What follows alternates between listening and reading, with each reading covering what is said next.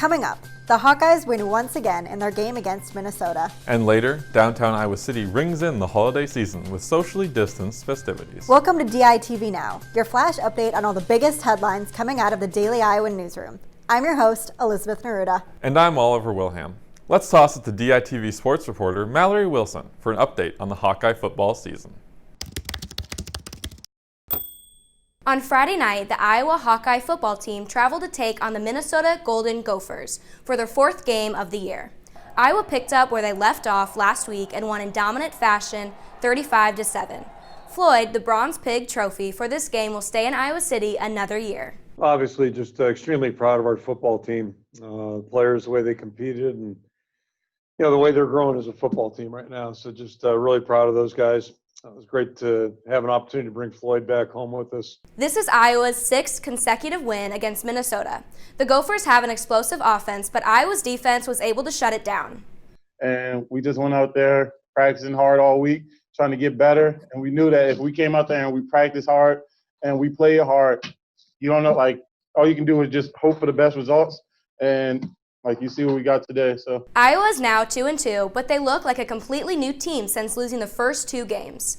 The Hawkeyes will be tested next week when they travel to Penn State. We'll preview that and more throughout the week.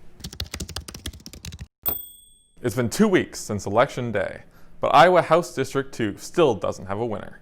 Republican Marionette Miller Meeks has the lead again after pushing past Democrat Rita Hart last Tuesday. The change came early last week when election officials realized that votes in the Lucas County precinct hadn't been counted correctly.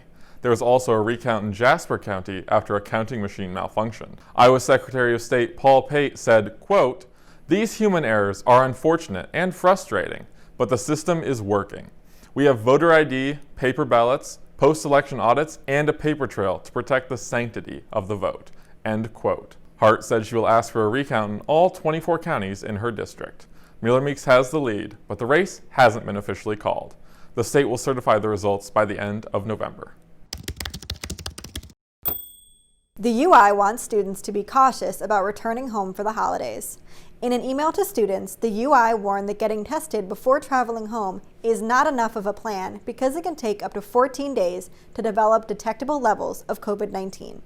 Last Wednesday, the UI reported 54 new cases of COVID-19 among students and 20 cases among employees. The UI is adopting new options for parents affected by the COVID-19 spread in the community. They are offering paid leave and expanding catastrophic leave policies to accommodate the needs of faculty members. The UI is moving forward with an online hybrid class model for the spring semester. Downtown Iowa City is carrying on with its holiday traditions despite the pandemic.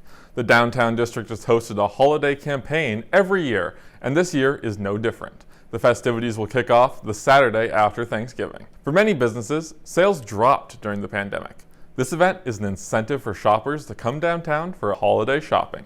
Obviously, it's not business as usual. Everyone has, different things that they're doing to make sure that they're being as safe as possible. Events include the Hunt for the Elves, pop-up shops, gingerbread competitions, rides around downtown, and visiting Santa. It just looks a little bit different this year, and it still will be great and fun. It's just that you'll be outside. Santa will be outside at Weather Dance Fountain Stage.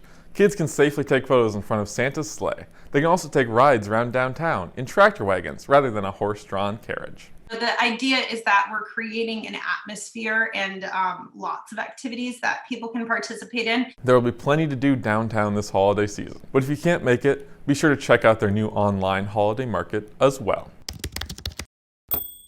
The holiday season is on its way, but those Iowa winter temperatures are holding off for a little longer. Today will be sunny with a high of 52 degrees and a low of 26. Thanks for tuning in to DITV Now. We'll be back tomorrow with all the latest from the University of Iowa, Iowa City, and Hawkeye Nation. From Iowa City, I'm Elizabeth Neruda. And I'm Oliver Wilhelm. Have a great day.